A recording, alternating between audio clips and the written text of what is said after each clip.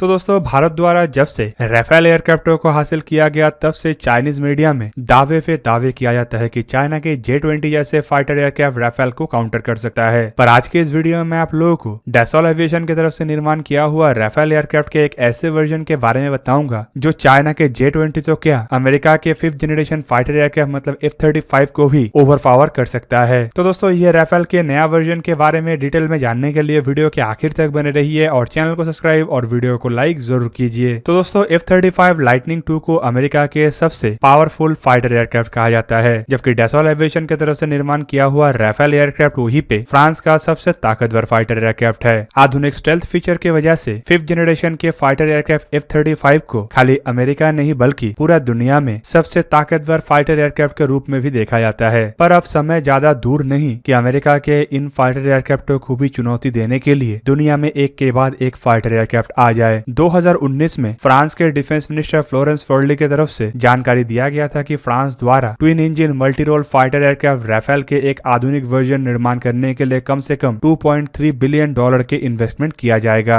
अब बात यह है कि फ्रांस की तरफ से डैसॉल एविएशन के राफेल के कौन से नया वेरिएंट का तैयारी किया जा रहा है। तो दोस्तों इसके बारे में जानने से पहले चलिए थोड़ा राफेल एयरक्राफ्ट के बारे में ही जान लेते हैं। राफेल एयरक्राफ्ट असल में फ्रांस के डैसॉल एविएशन की तरफ से तैयार किया हुआ twin engine jet fighter aircraft है जो कि फ्रांस के एयरफोर्स और नेवी दोनों में ही ऑपरेट करता है। मतलब इसे जमीन में बना हुआ एयरबेसेस से भी इस्तेमाल किया जा सकता है और एयरक्राफ्ट कैरियर के ऊपर से इस्तेमाल किया जा सकता है। राफेल एयरक्राफ्ट को एक फुल वर्सेटाइल एयरक्राफ्ट के रूप में देखा जाता है। मतलब ये एक मल्टी रोल एयरक्राफ्ट है जो कि हर तरीके के कॉम्बैट मिशन को अंजाम दे सकता है, चाहे वो एयर सुपीरियोरिटी हो या फिर एयर डिफेंस हो। क्लोज एयर सपोर्ट से लेके in depth strike, reconnaissance, anti-ship strike, even परमाणु हमला करने का क्षमता भी इन एयरक्राफ्टों के पास है। फ्रांस के मीडिया रिपोर्टों के मुताबिक जो नया वेरिएंट बनाया जा रहा है वो असल में F4 स्टैंडर्ड के नाम से पहचाना जाएगा, जबकि अब तक डैसॉल एविएशन की तरफ से राफेल एयरक्राफ्टों के F1 स्टैंडर्ड मतलब पहला राफेल एयरक्राफ्ट जो कि फ्रेंच नेवी के लिए बनाया गया था, उसके साथ साथ F2 वेरिएंट मतलब ऐसा एयरक्राफ्ट जो एयर टू ग्राउंड और एयर टू एयर दोनों ही रोल को निभा सकता था, और F3, F3R जैसे स्टैंडर्ड मतलब एक्सटेंडेड वर्सेटिलिटी वाला मतलब ओमनी रोल और मल्टी रोल एयरक्राफ्टों को निर्माण किया जा चुका है। और रिपोर्टों में अब बताया जा रहा है कि जो F4 स्टैंडर्ड डैसॉल एविएशन की तरफ से निर्माण किया जाएगा उसमें बाकी वेरिएंटों के तुलना में अधिक कैपेबिलिटीज रहेगा, जैसे कि इसमें एक हेलमेट माउंटेड डिस्प्ले को लगाया जाएगा ताकि ये पायलट को बेटर सिचुएशनल अवेयरनेस प्रोवाइड कर सके और साथ में बैटलफील्ड के एक एनहांस इमेज भी प्रोवाइड कर सके। रिपोर्टों में यह भी बताया जा रहा है कि F4 स्टैंडर्ड में इसके अलावा एक बेटर रडार सेंसर लगाया जाएगा, साथ में इसके जो फ्रंट सेक्टर ऑपरेशन है उसे भी मजबूत किया जाएगा, जिनमें सर्वेलेंस, ट्रैकिंग और आइडेंटिफिकेशन जैसे मल्टीटास्किंग ऑपरेशन भी शामिल है। इसके अलावा हथियारों के पैकेज में भी अपग्रेडेशन किया जाएगा, जैसे कि इसमें माइका एनजी जैसे एयर टू एयर मिसाइल और 1000 किलोग्राम वाला AASM air to ground modular weapon को भी लगाया जाएगा जो एयरक्राफ्ट के ताकत को और बढ़ाएगा। दूसरी तरफ जानकारी यह भी दिया जा रहा है कि राफेल के ये नया वर्जन में स्पेक्ट्रल डिफेंस सिस्टम को भी और अधिक ताकतवर जैमर्स से लैस किया जाएगा, साथ में इसमें एक नया थ्रेट लाइब्रेरीज को भी जोड़ा जाएगा जो स्पेशली दुश्मन के द्वारा डेवलप किए जाने वाले भविष्य के हथियारों को ध्यान में रख के ही बनाया जा रहा है। साथ में दोस्तों ये भी जानकारी मिल रहा है कि डैसॉल एविएशन के तरफ से बिग डेटा का इस्तेमाल करते हुए एक प्रेडिक्टिव मेंटेनेंस सिस्टम को भी डेवलप करने का इरादा बनाया जा रहा है ताकि ये प्रेडिक्टिव रिपेयर को कॉस्ट एफिशिएंट तरीके से अंजाम दे सके। अब दोस्तों बड़ा सवाल यह है कि अगर डैसॉल एविएशन की तरफ से राफेल के F4 वर्जनों में इन तब्दीलियों को किया जा रहा है तो क्या ये एयरक्राफ्ट F-35 जैसे एयरक्राफ्टों को चुनौती दे सकेगा। तो फिलहाल एक्सपर्टों के मुताबिक डैसॉल एविएशन के जो एयरक्राफ्ट ऑपरेशनल है उन एयरक्राफ्टों के पास ही beyond visual range combat scenario में F-35 के तुलना में अधिक एडवांटेज है। और दोस्तों इसका टोटल श्रेय जाता है इन एयरक्राफ्टों में इस्तेमाल होने वाले beyond visual range air to air missile को। आप सबको पता ही होगा कि डैसॉल एविएशन के राफेल एयरक्राफ्टों के प्रमुख एयर टू एयर मिसाइल में मीटियोर मिसाइल शामिल है, जो कि दुनिया में सबसे आधुनिक मिसाइल में से एक के रूप में पहचाना जाता है। और इस मिसाइल के बदौलत ही राफेल एयरक्राफ्ट F-35 के सामने बियॉन्ड विजुअल कैपेबिलिटी में आगे रह सकता है। पर अगर कुछ रिपोर्टों को देखा जाए तो वहां पे दावा यह भी किया जा रहा है कि ब्रिटेन और इटली के F-35 एयरक्राफ्टों में भी मीटियोर मिसाइलों को लगाया जाएगा, पर इसके लिए शायद इन देशों को और कुछ साल इंतजार करना पड़े। हाल ही के एक रिपोर्ट में यह भी खुलासा किया गया कि ब्रिटेन के द्वारा जो अमेरिका से F-35B फाइटर एयरक्राफ्टों को खरीदा जा रहा है उनमें मीटियोर मिसाइलों को शायद इस दशक के मध्य तक इंट्रोड्यूस किया जा सके। मतलब शायद 2025 तक ही पहला F-35 एयरक्राफ्ट में मीटियोर जैसे मिसाइल शामिल हो। और वहीं पे डैसॉल्ट एविएशन के द्वारा निर्माण किए जाने वाले राफेल एयरक्राफ्ट के F-4 स्टैंडर्ड को लेके कहा जा रहा है कि शायद ये 2027 से डिलीवर होना शुरू हो जाए। मतलब दोस्तों beyond visual range air to air capability में जो राफेल एयरक्राफ्टों को फिलहाल एडवांटेज है वो शायद 2027 तक समाप्त हो जाए। पर F-4 स्टैंडर्ड एयरक्राफ्ट को लेके कहा जा रहा है कि इनमें एक नया इंप्रूव्ड नेटवर्क सेंट्रिक कैपेबिलिटी को भी जोड़ा जाएगा जो और तेज गति से अधिक मात्रा में डेटा को ट्रांसमिट भी कर सकेगा और साथ में सैटेलाइट कम्युनिकेशन के साथ जुड़ भी सकेगा, जो कि अब F-4 स्टैंडर्ड के महत्वपूर्ण फीचरों में से एक गेम चेंजिंग फीचरों के रूप में देखा जा रहा है। दोस्तों F-35 एयरक्राफ्ट के सबसे बड़ा खासियत है इसका स्टेल्थ होना। इन एयरक्राफ्टों को हवा में डिटेक्ट करना काफी मुश्किल होता है और अगर राफेल एयरक्राफ्ट और F-35 के हवा में कभी आमना सामना होता है तो राफेल एयरक्राफ्टों के लिए F-35 को डिटेक्ट करना सबसे बड़े मुश्किल कामों में से एक होगा। और ऐसे में चाहे राफेल के पास बियॉन्ड विजुअल कैपेबिलिटी F-35 के तुलना में अधिक भी हो तब भी ये राफेल के लिए कारगर नहीं होगा। पर दोस्तों अगर एक बार F-35 के स्टेल्थ कॉम्प्रोमाइज हो जाता है, मतलब अगर इन एयरक्राफ्टों के द्वारा मिसाइलों को दागने के बाद दुश्मन ने इसे डिटेक्ट कर लिया तो चाहे विद इन विजुअल रेंज हो या फिर बियॉन्ड विजुअल रेंज हो, दोनों ही मामले में डैसॉल्ट एविएशन के राफेल एयरक्राफ्टों को ही बढ़ोतरी मिलेगा। तो सबके जानकारी के लिए बता दूं कि शायद बियॉन्ड विजुअल रेंज में 2025 के बाद F-35 एयरक्राफ्टों को थोड़ा बढ़ोतरी मिले, लेकिन चाहे 2025 हो या 2027 हो, with in visual range combat में राफेल एयरक्राफ्टों को ही F-35 के तुलना में अधिक बेनिफिट मिलेगा। और इसका टोटल श्रेय जाता है राफेल एयरक्राफ्टों में इस्तेमाल होने वाला 2 हाईली मैन्यूवरेबल जेट इंजन और इसके डिजाइन जो इसे एक हाई मैन्यूवर एयरक्राफ्टों में तब्दील करता है। ऊपर से इसका जो थ्रस्ट टू वेट रेशियो है ये भी इसका एक एडवांटेज है जो एयरक्राफ्टों को कॉम्बैट मैन्यूवर करने में काफी अधिक मददगार होता है। पर दोस्तों ये सब कोई डिपेंड करता है कॉम्बैट सिचुएशन के ऊपर और शायद ही कभी ऐसा होगा कि राफेल को F-35 का सामना करना पड़े या फिर F-35 को राफेल का सामना करना पड़े। पर इससे इतर अगर डैसॉल्ट एविएशन के द्वारा निर्माण किया हुआ राफेल एयरक्राफ्टों के कॉम्बैट एक्सपीरियंस को भी देखा जाए तो ये अभी भी F-35 से आगे है। फ्रांस के राफेल एयरक्राफ्ट अब तक कई सारे लड़ाई में एक्टिवली रोल निभा चुका है। इवन दोस्तों ये रोल फ्रांस के ही पक्ष में गया है, चाहे वो लीबिया में लड़े गए लड़ाई हो या फिर अफगानिस्तान, माले, इराक या सीरिया में लड़े गए लड़ाई हो। और इस एक्सपीरियंस को देखते हुए ये कहा जा सकता है कि अगर दोनों एयरक्राफ्टों में कभी सामना होता है तो F-35 राफेल को इतना आसानी से हराने का क्षमता नहीं रखेगा और ना ही F-35 को लेके जो बातें कहा जाता है उसे इतना आसानी से प्रूव करना राफेल एयरक्राफ्टों के सामने संभव हो पाएगा। दोस्तों F-4 स्टैंडर्ड के डेवलपमेंट के काम शुरू होने के साथ साथ इसके एक्सपोर्ट पोटेंशियल को लेके भी चर्चा हो रहा है। डैसॉल्ट एविएशन की तरफ से अपने राफेल एयरक्राफ्टों को अब तक कई सारे देशों में बेचा जा चुका है, जिनमें इजिप्ट, कतर और इंडिया सबसे प्रमुख देशों में से एक है। इवन 2019 में इन एयरक्राफ्टों के डेवलपमेंट का खुलासा करने के बाद कई जगहों में यह भी आशंका लगाया गया कि भारत को फ्रांस की तरफ से F-4 स्टैंडर्ड के राफेल को भी ऑफर किया जा सकता है, क्योंकि भारत द्वारा नेक्स्ट जनरेशन के फाइटर एयरक्राफ्ट खरीदने के लिए एक टेंडर भी फ्लोट किया गया है। इवन रिपोर्टों में यह भी बताया जा रहा है कि अप्रैल महीने में भारत के एयरफोर्स चीफ RKS भदौरिया के फ्रांस दौरे के दरमियान डैसॉल्ट एविएशन की तरफ से उनके सामने F-4 स्टैंडर्ड के स्पेसिफिकेशन को भी रखा गया था। मतलब उनके सामने इन एयरक्राफ्टों के बेनिफिट और एयरक्राफ्टों के खासियतों के बारे में जानकारी दिया गया। दोस्तों डैसॉल्ट एविएशन भारत के एक प्रमुख डिफेंस कॉन्ट्रैक्टर भी रह चुका है, जिनके द्वारा भारत को मिराज एयरक्राफ्ट भी डिलीवर किया गया था और हाल ही में भारत को राफेल एयरक्राफ्ट का भी डिलीवरी किया जा रहा है। भारत द्वारा 2015 में फ्रांस से 36 राफेल एयरक्राफ्टों को खरीदने का डिसीजन लिया गया था, जिसका डिलीवरी पिछले साल से ही शुरू हुआ और माना जा रहा है कि इस साल के अंत तक या फिर अगले साल के शुरुआती कुछ महीनों के अंदर सारे के सारे 36 एयरक्राफ्टों का डिलीवरी डैसॉल्ट एविएशन की तरफ से कर दिया जाए। और ये 36 एयरक्राफ्टों के डील ही है जो डैसॉल्ट एविएशन को भारत के 110 फाइटर एयरक्राफ्ट के टेंडर में भी एक प्रमुख दावेदार बना रहा है। तो दोस्तों ये था आज का वीडियो। अगर आपको वीडियो अच्छा लगा तो उसे लाइक कीजिए और मेरे चैनल को सब्सक्राइब कीजिए और साथ में बना हुआ बेल आइकन को भी प्रेस कर दीजिए ताकि आप मेरा वीडियो देख पाए सबसे पहले। जय हिंद।